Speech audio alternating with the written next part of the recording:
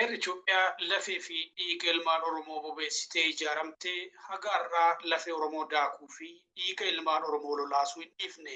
Jaarraa tokko oliif ilmaan Oromoo dararaa fi gabrummaa hiriyyaa hin qabne baachaa turan jirus. Dhaloota guddifatee hin boqonne, horee ittiin qananiine, qotee irraa hin nyaanne, ijaaree keessa hin jiraanne, nagaan bahee nagaa hin galle. Oromoon roorroo bifa hedduu qabu kanaaf saaxilamuus ilmaan haqaa guyyaa isaan tole jedhanii fudhatanii turre. Waggoota hedduudhaaf haala garaagaraa fi isaaniif diddaa isaanii agarsiisaa turuu seenaan ragaadha. Baroota jalqabaa meeshaalee aadaa gaachanaan qolatee eeboodhaan hordee lola ka'ee gale ilmaan uummata kanaa har'a dishqaa fi qalamaan lolaa jiru. Qabsoo qonnaan bultoota Baalee, Karaayyaa fi Azeeboo, qabsoo Maccaaf Tuulamaa fi Abaaboo Oboo dhaloonni wal harkaa fuudhuun sirna empaayeraa fi gabrummaa uummata Oromoo irraa cabsuuf qabsoo dhooftuutti jiru.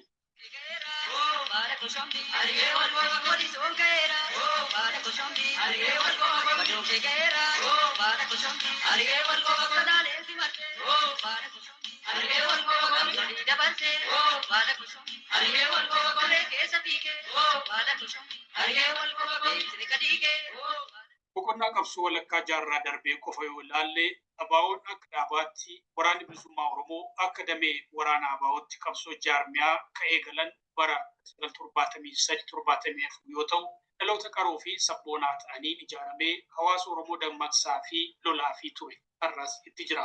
Sirna darbuu kuffisuu keessatti gahee leencaa ba'us qabsoo Oromoo goolabiitti geessuu hin danda'amne ture. Sirna Addawaawii keessa bu'aa bahii hedduu keessa darbuun qabsoo Oromoo ka jiraachisan ilmaan haqaa haalli dammaqiinsa uummata Oromoo daran jabaachuun yeroo ammaa dacheen Oromiyaa dirree warraaqsaa fi warraaqtotaa ta'ee jira. Gaaffii musliimotaa diddaa maaster pilaanii qindaa'aa magaalaa Finfinnee fi godina addaa Oromiyaa naannawaa Finfinnee qabsoo diddaa Oromootiin wal'aansoo beenzila argatte keessatti ilmaan haqaa sochii isaanii dachee Oromiyaa keessatti lafa qabsiisuuf oolanii hin bulle. Maqaa jijjiiramaatiin dhiira qabsoo Oromoo dadhabsiisuudhaaf aggaames qaroo ilmaan haqaa fageessee arguun fashaluu uummanni Oromoo tolchee beeka. Dhugaa qabsoo Oromoo akka waliigalaatti waraana bilisummaa Oromoo akka tokkootti beekumsaa fi naamusaa ga'umsa roga hundaa akka waan hin qabneetti yeroo ololan arguun hedduu nama raajuu dhiisuu mala. Sababni isaas beektotaa fi qaroo qabsoo Oromoof wabiidha jedhamantu maqaa jijjiiramaatiin sakaalama. Bitootessa 10 haga 12 bara 2022 gareen Bilisiginnaa yaa'ii waliigalaa godhateen karaa kaabaa lola dhaabuu yoo murteessu Oromiyaa irratti bifa haaraa fi qindaa'aan lola labsuuf murteesse. Bitootessa 13 bara 2022 karoora duuba kanarratti magaalaa Hawaasaa fi Ambootti mariifachuun qaamni olaanaan raawwisaaf yaada itti kennee hojiitti akka galamu irratti walii galame. Bitootessa 19 haga 21 bara 2022 caffeen Oromiyaa yaa'ii isaa jalqabaa ta'e irratti miseensonni caffee Oromiyaa warreen ergaa baatanii deeman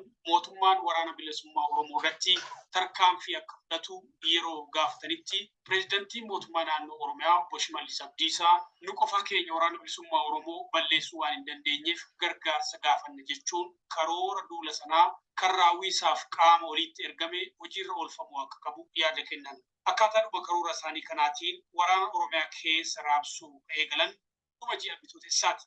Giddugala Oromiyaatti uummata Oromoo fi waraana bilisummaa Oromoo irratti marsaalee hedduudhaaf duula kan banan yoo ta'u, marsaa duraa aanaalee kaaba shaggar hedduu fi lixa shaggar aanaalee ollaa kaaba shaggar jiran kan akka Abunaa Gidda Barat irratti duula kan eegalan walakkeessa ji'a Eeblaati. Lixa shaggar ana Abunaa Gidda Baratitti Eebla 19 bara 2022 waraanni mootummaa Bilisiginnaa lakkoofsan hedduu ta'ee fi meeshaalee gurguddaa akka Zuu-23 qabachuudhaan gandoota akka Koonoo Yaagoot, Doggomaa Yaagootii fi Doggomaa Kibbiitti yaa'e. Eebla 20 fi 21 waraanni bilisummaa Oromoo zoonii Giddugalaa lola cimaa loleen kasaaraa jabaa irraan ga'uun waraanni dhibbaan lakkaaman yoo ajjeefaman madoonis baay'een argame. Lola kanarratti ajajaan waraana mootummaa godina 3 dabalatee ajajoonni hedduun ajjeefamuun duula isaaniitti bishaan naqamee jedhu maddeen waraanaa.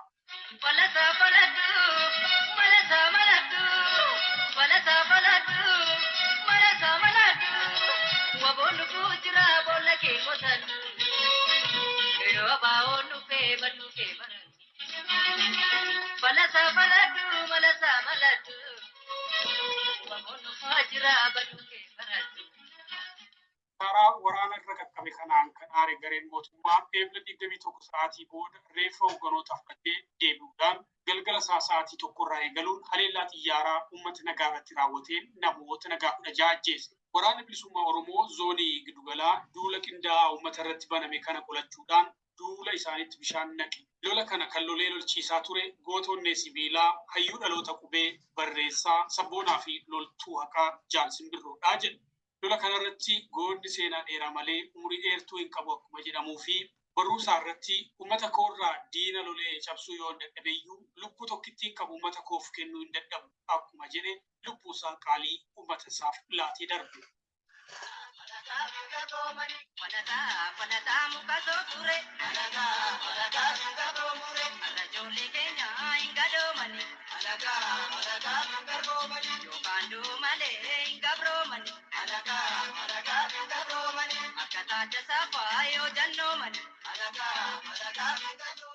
Jaal Simbirroo eenyu? Maqaan dhaloota isaa Lammii Gammachuu ka ture Jaal Simbirroon abbaa isaa obbo Gammachuu Waarii fi harmee isaa addee Raggaatuu Bakkalchoorraa lixa Shaggar Aanaa Jibaat ganda Golbooboo Bakaalitti dhalate. Barnoota isaa sadarkaa tokkoffaa Aanaa Jibaatitti hordofaa ture tokkodhaan barnoota sadarkaa lammaffaadhaaf gara magaalaa Amboo deemuun akka lakkoofsa warra Awurooppaa bara 2016 magaalaa Ambootti barnoota eegale. Simbirroon haala mijataa hin taane keessatti jireenyaa fi barnootaan wal'aansoo obsa fixachiisu turre turus dhimmi miidhamuu fi gabrummaa saba isaa boqonnaa hin laanneef turtii isaa magaalaa Amboo keessa tureen jireenyaa fi barnoota isaa harka tokkotti qabsoo saba isaa harka biraatti qabachuudhaan wal cinaa oofaa ture jedhu hiriyoonni isaa. Barnoota isaatiin collee waan ta'eef barsiisotaa fi barattoota biratti hedduu kan jaalatamu jaalli kun raafama maqaa ce'umsaatiin adeemaa ture bilchinaan dhaloota hubachiisuun karaa qabsoo sirrii irratti hawaasa ijaaraa ture jedhama. Siyaasa Oromoo yeroo ce'umsaatti butamee fi miidhaa gabrummaan ilmaan Oromoo irraan geesse dhaloota hubachiisuu gorsuu bira darbee bifa kitaabaatiin qopheessuun aartii Oromootiifis galaa kaa'ee ture. Kitaabni isaa kunis ka jalqabaa yoo taatu mata duree nadhii eessa jiraa jedhuun kuusaa walaloo qopheesse bara 2018 Yuunivarsiitii Rift Vaalii Damee Ambootti eebbisiisuu hiriyoonni isaanii himu. Jaal Simbirroon nama haqa jaalatuu fi ofii daaree hiyyeessa uffisuu, ofii beela'ee namaaf laatu, hundaa ol nama sabboonummaa isaatiin beekamu waan ta'eef waltajjii Oromummaa kanneen akka guyyaa moototaa yookiin eebla 5 amajjii tokko guyyaa waraana bilisummaa Oromoo qopheessuudhaan yookiin irratti affeeramee haasaa hubannoo fi dammaqiinsaa uumuudhaan hedduu beekama. Gootummaa fi cichoomina kaayyoo isaa kabaree sirni bilisiginnaa Jaal Simbirroo ciniinee qabee hordoffiis itti cimse. Goonni sabaa kun ganamumaa galaana qabsoo Oromoo keessatti ka'uuf dhangee murannoo isaa waaqii hin qabneen diinaaf ulee ta'uu fi yartuun akka isatti taphattus kan hin feene boha biyyee sifatee ilmaan Oromootti hamuummatutti xumura gochuudhaaf barnoota isaa kutaa lammaffaatti addaan kutuudhaan dirree qabsoo hidhannootti malee. Oromoo fi Oromiyaa afaan qawween caban afaan qawweetiin tikfamuu ejjennoo jedhu kan qabu Jaal Simbirroon akka lakkoofsa Awurooppaatti bara 2020 mooraa leenjii waraana bilisummaa Oromoo zoonii Giddugaleessaatti barnoota waraanaa fi siyaasaa fudhate. Barnoota isaa ga'umsaan fudhachuun kaayyoo qabsoo Oromoo jaallan hedduun irratti aarsaa kaffalanii asiin gaa itti ufsiisuuf irbuu seenee jaallan isaa waliin hojiitti bobba'e. Cibraa laaftoo seenaa buttaa tulluu leemmatitti ramadamuudhaan lixa Shaggar Aanaa Bunaa Gindabaratii fi naannoo ishee keessatti qabsoo gaggeessaa akka ture Jaal Simbirroon hawaasa Oromoo naannoo sana jiraatan barsiisuun jaallan isaaf fakkeenya gaarii ta'uun loltuu naamusaa fi jabina qabu ture jedhu waa'illansaa. Goonni qaaliin kun turtii isaa dirree qabsoo kanaan sadarkaa miseensa waraanaatii hanga qondaalummaatti dirqamni itti kennamee ga'umsaan hojjechaa ture. Jaal Simbirroon dirree qabsoo irrattis gama tokkoon lolee lolchiisaa gama biraatiin seenaa dhalootaaf lafa kaa'uuf kitaaba isaa lammaffaa mata duree Ribuu Riphee Lolaa jedhu barreesse.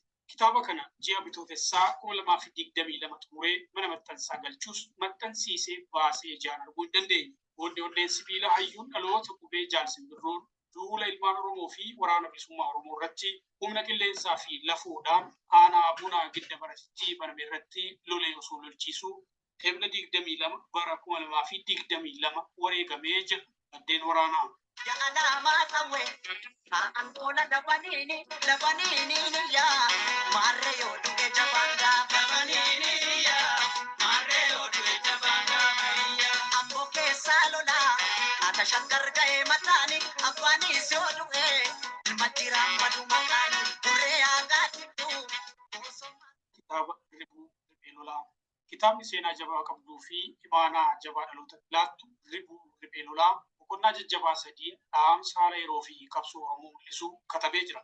Harka barreessaa ishee Jaal Simbirrooti ji'a bitootessaa baatee mana maxxansaa galuun abbaa ishee barreessaa ishee Jaal Simbirroo ji'a eblaa keessa kan dhabde kitaabni kun dhaamsa Jaal Simbirroo akka armaan gadiitti dubbisaaf dhiyeessite.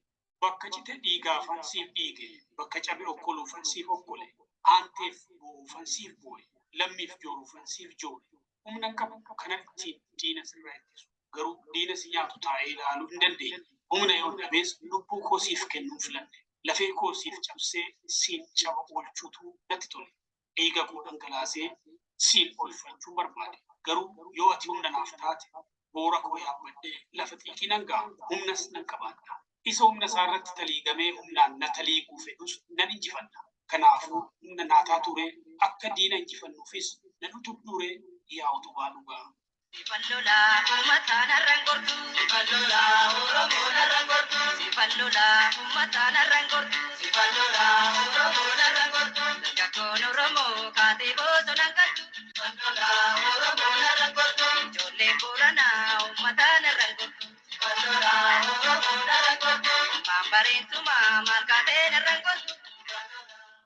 Dhaamsa isaa kanaan saba isaaf wareegama barbaachisu kennuun galma barbaadame ga'uuf humni uummata Oromoo ta'uu ka'ime Jaal Simbirroon jireenya dhuunfaa isaas saba isaaf kennuun jooraa lafaa fi lafee saba isaa oolchuuf dhagaa boraafatu ta'uu haala armaan gadiitiin ibsee jira. Ani jireenya dhuunfaa koo kanan karoorfadhee hin qabu. Dukkanicha keessaa si baasuuf ofiif dungoo ta'ee siif ifuuf filadhe. Si'in beela keessaa si baasuuf osoo beela mudhii koo qabattoon jabeessee didee laafina zinnaara irratti dabaladhe bosonaa fi gammoojjii keessa jiru. Gabrummaa sirraa cabsuufan bineensa faana fidu.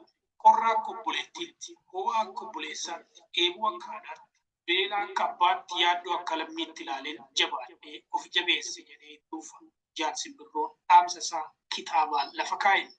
Kaayyoo isaatiif wareeree bosona keessa jooree beelaa deebuun jabaattee uummata dammastitee kaayyoo isaatiif wareeree bosaaf deebuun wareeree. Dhuma dhaamsa isaa kanaan saba isaa qalma oolchuuf ofiif hoolaa araaraa ta'uu himuun gaafa tokko injifannoon wal arguuf abdii qabaachuu barreessus kaayyoo inni irratti wareegame saba isaan agarsiisuuf jaallan kumaatamni dirreerra jiru. Dararaa saba isaarra ijaan argee fi gurraan dhaga'ee qaamonni isaa gaddaan guutame. Gadda kana cabsuuf dadhabbiin jiraatullee fuula kiyyarra ifatu jiraa kan jedhu Jaal Simbirroon olola diinaa irrattis yaada armaan gadi dhaammate. Kanaafuu badhu malee diinonni koo kana maateetti maqaa na xureessu. Ani garuu hamaa miti dhaqaafan jaakare. Ani riphee lolaadha. Saba koo naaf jiraadhu jechuun dhaamsa isaa godhe. Kaalee cuucuun jettu eeboo gaachana koo kawween isaa dhoofu waardiyyaa dhaabbadhee sinee qabiyya koo daangaa Oromoo. Kitaabni riphee lolaa jedhu kun ilmaan Oromoo hagaarraatti biiftuu bilisummaa saba isaaniif hangaasuuf aarsaa kaffalaniif yaadannoo siidaa eenyummaa kan galtuu fi galtuun hin buqqisu. Haqarriffaan ilmaan naftanyaatiin ciinamee maduuf yaadannoo onnee dhugaa akka ta'u himuun warreen qabsoo Oromootti gufuu ta'anis akka ittiin yaadatamaniif akka armaan gadiitti lafa kaa'eef. Warri har'as mimmaan uummata cunqurfamaa isinitti tolee haadha hiyyeessaa fi abbaa hiyyeessaa mankaraarsitan galmeen seenaa isin hin dagatin. Rabbi namummaa keessan akka namummaa keessaniitti isiniif haalaatutti ittiin yaadatama. Isin akka gaangeeti. Gaangeen hin dhaltus hin dhalchitus. Isa dhalataniitti. Isinis bilisummaan fiduufis hin jirtan. Isa bilisummaa fiduuf jiru nu jalaa ajjeestan. Seenaan isinitti hayyitu ammas ittiin yaadatama. Afuutu ganda soofdeenatti niikii maala soofdeenatti niikii maala soofdeenatti niikii harka dhiigaa nyaata soofdeenatti niikii maala soofdeenatti niikii maala soofdeenatti niikii. Ilmaan Oromoo falmaa dhooftuu jiran kanneen haala mul'ataa fi mul'anneen harka diinaatti lubbuun isaanii darbe qaalii fi wareegamtoota sabaa waan ta'aniif ittiin akka yaadataman yoo jedhu jaalli qabsoo kun innillee nuuf qaalii keenya. yoomuu sabni ittiin isa yaadataa jedhu jaallan isaa miseensonni waraana bilisummaa Oromoo. Jaallan qabsoo abbaa fi haadha isaa rabbitti aansee milkaa'ina barruu kanaaf kan galateeffatu barreessaa fi loltuu naqaa Jaal Simbirroon abbaa fi haati isaa ilma sabaaf guddisanii sabaaf kennuuf ifaajii akkamii keessa akka darban gabaabsee haala armaan gadiitiin ibsuun galateeffata. Abbaa bobaa lamaa fi harmee harma lakkuu isin na yaachisuu qofa miti. Inni isin bobaa tokkoo fi harma tokkoon galaa micireetti naaf gudunfitan sun har'a qaanqee ta'ee jira. Maal beeku Oromoo giimii buusuu danda'a. Baay'een dubbadhu. Bakkuma sanatti yeroo mara isinan yaadadha. Isinan jaaladha. Naaf galatooma. Miciree keessantu firii godhataa jira jedha.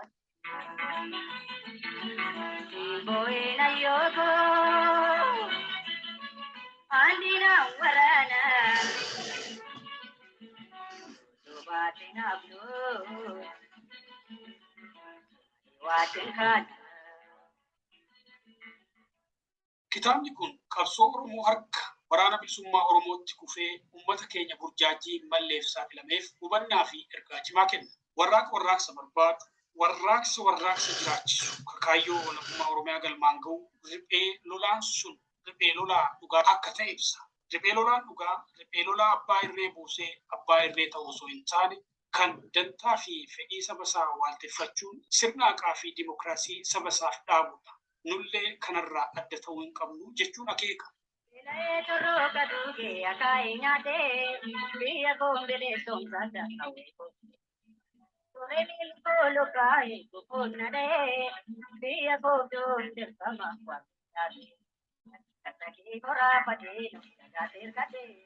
Ribuun riphee lolaa bakka miseensi koree hojii raawwachiistuu ABO WBO fi ajajaan waraana bilisummaa Oromoo zoonii Giddugalaa Jaal Sanyii Nagaasaa, miseensonni koree zoonii, qondaaltonnii fi jaallan qabsoo akkasumas bakka buutonni uummataa jiranitti hagayya 28 bara 2022 dirree qabsoo irratti eebbifame. Sirni eebba kitaaba kanaa sirna eebba qondaaltota waraana bilisummaa Oromoo barnoota garaagaraa hordofaa turanii waliin walirra kan bu'e yoo ta'u, eebba kanarratti miseensi koree hojii raawwachiiftuu ABO WBO fi ajajaan waraana bilisummaa Oromoo zoonii Giddugalaa Jaal Sanyii Nagaasaa ergaa kanaa gadi dabarsanii jiru. Qophii dhimmibbaa keenyas yaada Jaal Sanyii kanaan goolabna. Ribuu riphee lolaa. Waraana eebbisuu fi qabeenu kaasuu malee kitaaba eebbisuu mudduu nutti qabdu. Ammoo kitaaba kana osoo loltanii akkamitti kitaaba barreessitanii jechuu dandeessanii. Ammoo dhuma loldaatti kitaaba barreessu. Waan inni kanaafuu waan nuti firaahamu tokko deebisu jechuudha. Kanaaf kitaabni kuni ayyaana lama kabajna akkuma jalqaba guddaatiinis jedhamee ayyaanni lamaan keessaa inni tokko qondaaltonni waraana bilisummaa Oromoo barnoota garaagaraa hordofaa turan yeroo itti barnoota isaanii xumuranii guyyaa har'aa eebbifamanii. Inni lammaffaan immoo eebba kitaaba kanaati. Yaalli kitaaba kana barreesse nu bira jiru. Seenaa kitaaba kanaa keessatti waan baay'ee arguu dandeessanii warri seenaa tarkaanfatanii waan nuti hedduu lafa kaa'eera. Lolaan maalinni, mootummaa gabroonfataa maalinni, dimokiraasiin maalinni, walabummaan biyyaa maalinni, adeemsi kun asirratti tuqeera.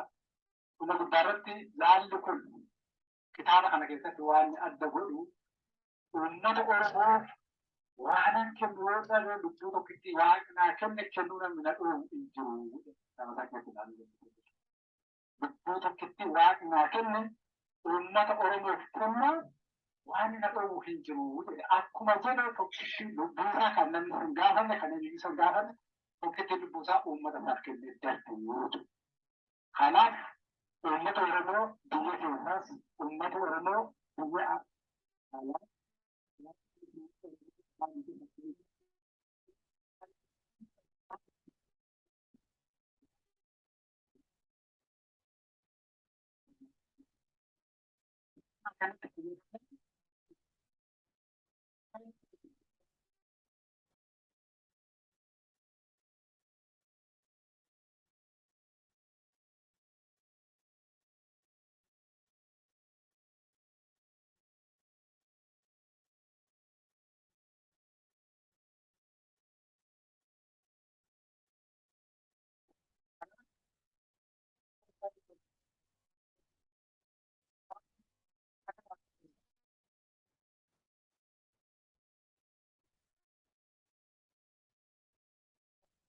Ismee dureenaan guyyaa miila sana jaala sana wareege kitaaba kanarratti maxxanfamee jira.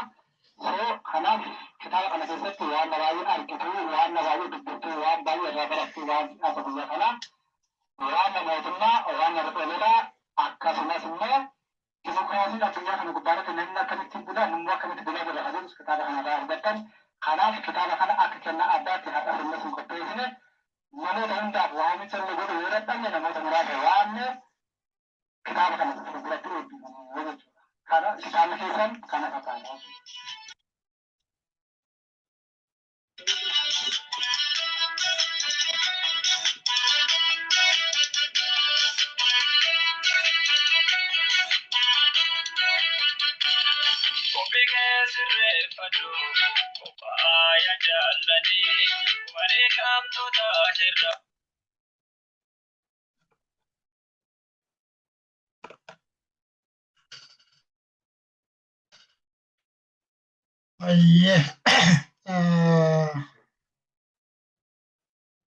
Dhugumaan baay'ee namatti ulfaata. Sagantaa kana qopheessuu ofitti fudhattanii Oromoo Miidiyaa Neetworkii fi gaazexeessaa Abrahaam Birruu bifa bareedaa kanaan sagantaa dhimbii jedhu jalatti qopheessitee akka kanatti dhiyeessuu keetiif dhugumaan galata guddaa qabdaa. Hedduu galatoomaa jechuun barbaada. Itti aansuudhaan miira gaafa kitaabni kun eebbifamu eebba waraana bilisummaa Oromoo wajjiniinuu eebba lama godhanii kitaaba kana eebbisan jaarsanyiin miirri natti dhagahame dhuguma dubbachuudhaaf ibsuudhaaf natti ulfaataa jechuudha. Sababa lama. Inni tokko goonni Oromoo gootichi Jaalsimbirroon otuma lolu otuma diinaa wajjininuu waludhaa qabu kufee kuffisaa jiru kitaaba kana barreessuu isaa barreessee gulaalee fixee mana maxxansaatiin sadarkaa mana maxxansaa haga ga'utti qopheessuun isaa kitaaba kana otoo maxxanfamee ummata isaa harka otoo hin gahin dhaamsi isaa kun ummata isaa harka otoo hin gahin inni wareegamuun isaa dubbachuudhaa fi miira hamaa keessa nama galchaa jechuudha. Inni lammaffaa jaallan isaa kan isaa wajjiniinuu hirbuu fudhatanii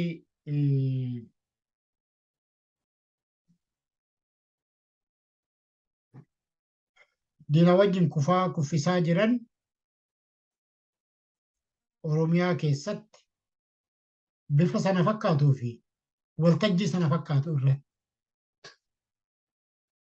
carii bosona Oromiyaa keessatti jechuudha. Kitaaba kana baasisanii eebbisii maxxansiisanii sagantaa sanarratti baasanii eebbisuun isaanii immoo miira gara biraa namatti uumaa jechuudha. Dhuguma gaafa sagantaa kana argu miira hamaa keessa ture. Waan lamaan kun miira hamaa keessa na galchanii jechuudha. Itti aansuudhaan nan gammade. Qabsoon Oromoo sadarkaa kana ga'uu ishii arguu kootti.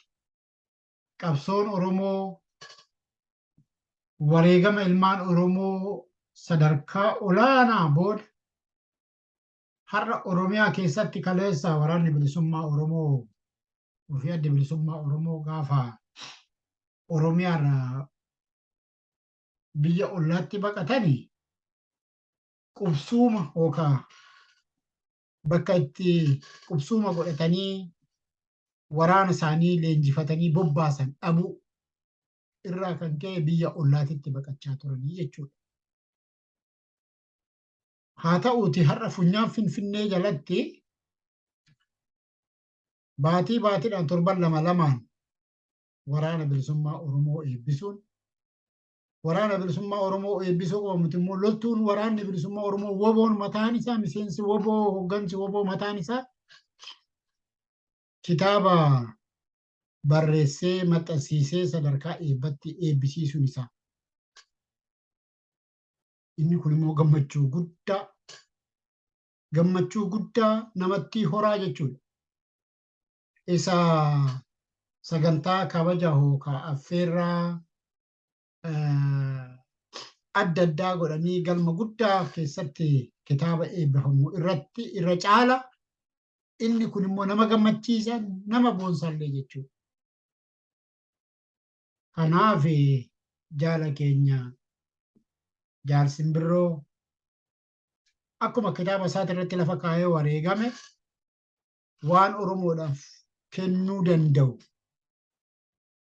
wanti garaa isa ga'uu danda'u yoo jiraachuu baatellee lubbuu isaa takkittii qabu.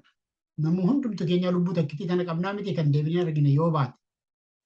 Ishii takkittii qabu Oromoodhaaf Oromiyaadhaaf dabarsee kennu namni itti nagaafatu namni mirga itti qabu hin jiruu jedhee kitaaba isaatirra akkuma kaa'e lubbuu isaa kennee darbee jechuudha. Lafa kanarra hin jiru, dachee kanarra hin jiru, jaallaan isaallee dhaamanii fiiru jechuudha. Har'a kan lafa kanarra dachee kanarra jiru nuyi warra har'a waan kana dhaggeeffannu, sagantaa kana hordofnu, kitaaba isaa kana yoo carraa argannellee bitannee dubbisnu jechuudha. Egaa maatii haadha abbaa isaa kan galateeffate jaal simbirroon haatii fi abbaan lammiin jaal simbirroon hin duune hin wareegamne ilma isa fakkaatu saba isaatiif abbaa fi haadha isaati lafa kaayee deemee jechuudha. Yoo Oromoon lubbuu itti horataate kitaaba isaa kana. Waan inni lafa kaayee itti wareegame kana waan inni seenaa irratti barreessee itti wareegame kana Oromoon yoo lubbuu itti godhataate ammallee jaal simbirroon lubbuun jiraa jechuudha. Silaawuu goonni hin du'u bara baraan goonni faarfamaa jiraata kan isaan immoo dachaa ta'aa jechuudha. Bifa kanaan jechoota kana fakkaatan kitaaba kana keessatti maxxansee wareegamuun isaa immoo isa adda godhaa jechuudha. Gootota gara biraatirra jechuudha. Kanaaf wanti isin ajaa'ibutu immoo gootonni seenaa hojjetan bara baraan seenaa saba kanaaf hojjetan kan wareegaman baatii eebilaa keessa. Akkuma Oromoon guyyaa addaa guyyaa goototaa eebila 5 kabajatu ammallee jaalli kuni goonni kuni kan wareegame diroonii mootummaa gabroonfataa sirna Habashaatiin sirna gabroonfattuu nafxanyaatiin diroonii sirna gabroonfattuu nafxanyaatiin wareegame baatii eebilaa keessaa jechuudha. Guyyaan adda addaa ta'u malee. Innillee jaalan hundumtuu tarree gootowwan kanaati kan ta'ani kan jaala kanaa immoo akkuma gootowwan kaleessaa yaadatamu sana wal faana yaadatamuu danda'a jechuudha. Inni kun waan haalli fi yeroon waan kana karaa buusu ta'a jechuudha. Haa ta'u malee jaal simbirroo wareegamus dhaamsa inni Oromoodhaaf dabarse kanaa fi kitaaba inni maxxanse kanaan bakka jaal simbirroo buusee Oromoon ittiin qabsaa'uu danda'a. Kitaaba kanatti kabajaa oolu maqaasaa ol guddisuun, maqaasaa ol kaasuun hawaasa Oromoo keessatti tarii biyya impaayiratti sana keessatti akka barbaadametti asiif achi godhanii maqaasaa ol kaasanii ol guddisanii lallabuun hin danda'amu ta'a. Haa ta'u malee biyya ambaa kanatti biyya Oromoo 2-3 kumaatamaan jirutti maqaan kitaaba kana kitaabni riphee lolaa kan jaalu simbirroon maxxanfame kun addunyaa irratti maqaan isaa ol ka'ee meeshaa waraanaa meeshaa qabsoo Oromoo kan bilisummaa fi warabummaa tartiiba jaallan isaa biraa kufe sana dhaabbatee lolchiisu akka ta'utti Oromoon irratti hojjechuu qaba. Oromoon irratti hojjechuu qaba. Irratti hojjechuu qofaadha miti. Sadarkaa olaanaatti magaalota adda addaa keessatti maqaasaa ol kaasuudhaan eebba kitaabaa kana irra deddeebi'amee gochuudhaan madda galii qabsaa'ota Oromoo kan wareegama kaffalaa jiran kanaaf akka ta'utti Oromoon godhee akka ittiin qabsaa'u dhaamsa koo dabarfadha. Bara baraan kitaabni kun ol guddatee uummata Oromoo hunduma bira akka qabutti akka irratti hojjetamu yaada koo dabarfadha jechuudha. Sababnumtiyyuu nani amma as ba'ee viidiyoo kana akka waraabu na taasise inni tokko guddaan iyyuu dhaamsa kana dabarfachuudhaaf jechuudha. Oromoon har'a maal keessa akka jiru isuma waliin quba qabnuudha. Oromoon har'a karamitti akka sirni gabroonfataa Habashaa karamittiin dhuufaa akka jiru isuma waliin quba qabnuudha. Wareegama Oromoon bara qabsoo gaggeessaa ture keessa fi bara gabroome keessatti wareegama kaffalaa tureen dachaadhaan kaffalaa akka jiru argaa kan jirruudha. Kanaaf Oromoon meeyaa Oromootiyya gatteenyee akka itti jirrutti illee bakka jirullee haala jirrullatti illee hundoofne qabsoo kana fiixan baasuudhaaf. Akkuman duraan jedhe har'a funyaan Finfinnee jalatti waraanni bilisummaa Oromoo WBO'n eebbifamaa jira. Dur bakka waraana itti shaakalsiifannu hin qabnu jennee biyya ormaa keessa biyya ollaa keessa kan makkaraaraa ture har'a Oromiyaa guutuu keessatti Oromiyaa guutuu funyaan Finfinnee jalatti waraanni bilisummaa Oromoo WBO'n qeerroo fi qarreen kaleessa harka duwwaa mootummaa gabroonfataa TPLF wajjiniinuu harka isaan snaayipariidhaan Oromoon harka duwwaa ittiin falmaa ture.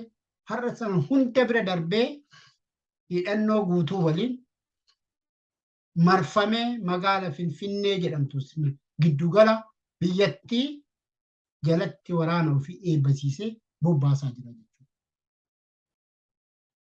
Hir'inni kan jiru har'allee kaleessas Oromoo biyya ambaa kanarra faca'ee jiru.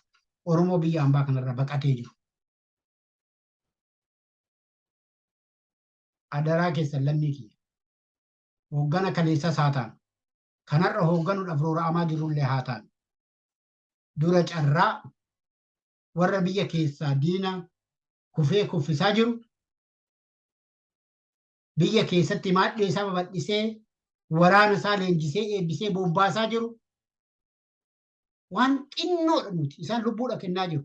Akkuma jaalli kiyya jedhe wanti gara biraa yoo hafe jaarsin birroon kan jedhe lubbuu kiyya kennuudhaaf wanti na dhoowwu wanti duubatti na deebisu hin jiru.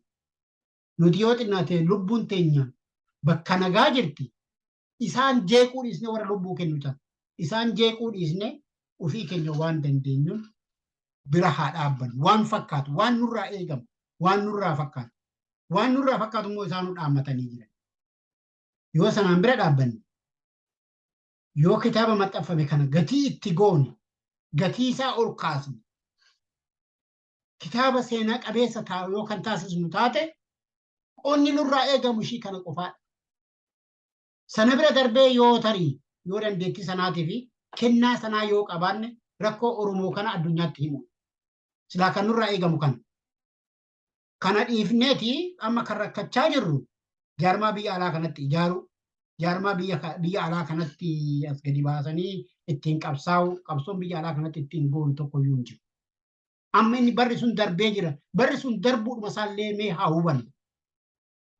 Abbootii qabsoo isa sana haa hubannuuti. Wanti nurraa eegamu amma dhaamsa jaarsin birroo kan inni lafa kaawwatee jiru kana kan inni kitaaba irratti maxxansee lafa kaayee darbe kana isa haa jiraachisu. Isa olaa kaafu. Yoo sana goone qabsoo kana keessa dhugaadhaan qooda keessaa qabna jechuudha. Hawaasni Oromoo civic organizationiin Oromoon qabu biyya alaa kana jiru hundumti yoo kanarratti hojjete kuni gaha. Kanaaf Oromoo kiyya isa kanarratti akka yaannu dhaamsa koo sumaan dabarfadha ulfaadhaa galatoomaa.